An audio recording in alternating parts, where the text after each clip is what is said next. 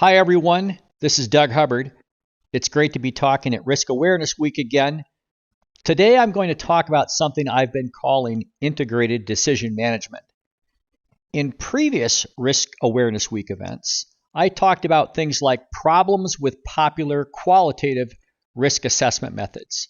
I talked about the advantages of certain quantitative methods and why it's important to train your subject matter experts to be better at subjectively assessing probabilities. I've also talked about simple empirical methods and some new simulation techniques. I've been applying methods like these in a variety of practical problems over the years.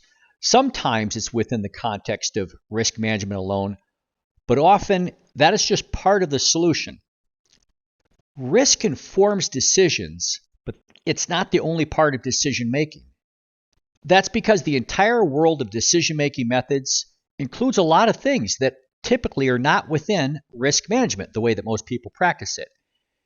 And because of that, risk management is disconnected from these processes and methods.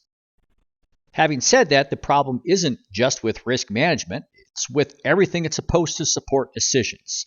I'll be talking about all of that. I'll illustrate this disconnect between risk management and decision making in general by talking about a few questions that tend to come up in risk management related workshops that I have with clients. You probably run into these issues too. One question would be, how big does a risk have to be a risk? How much does it have to cost, and how uncertain does it have to be to constitute a risk?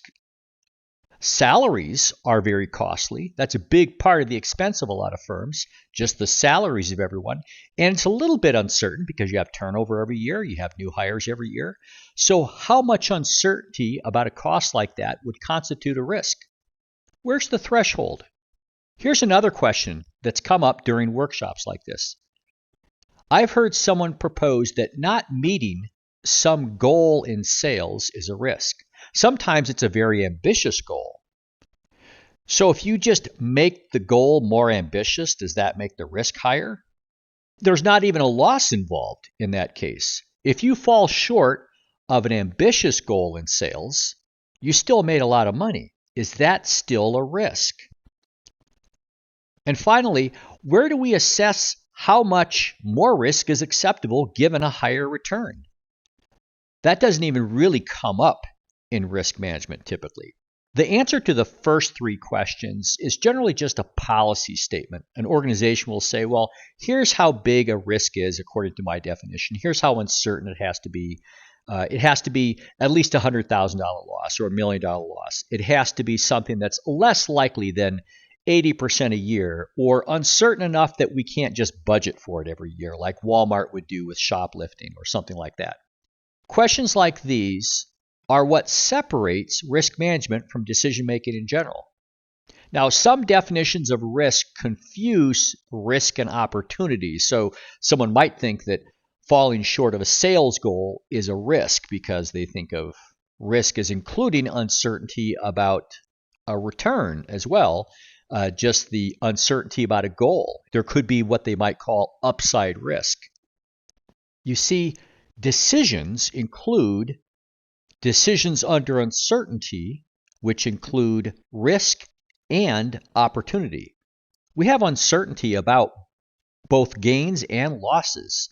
There's different terms for those different things. We don't have to conflate them.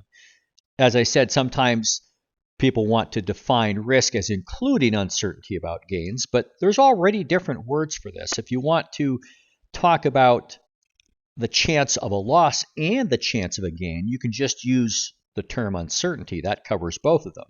If you want to talk about uncertainty about a benefit, we're going to use the term opportunity.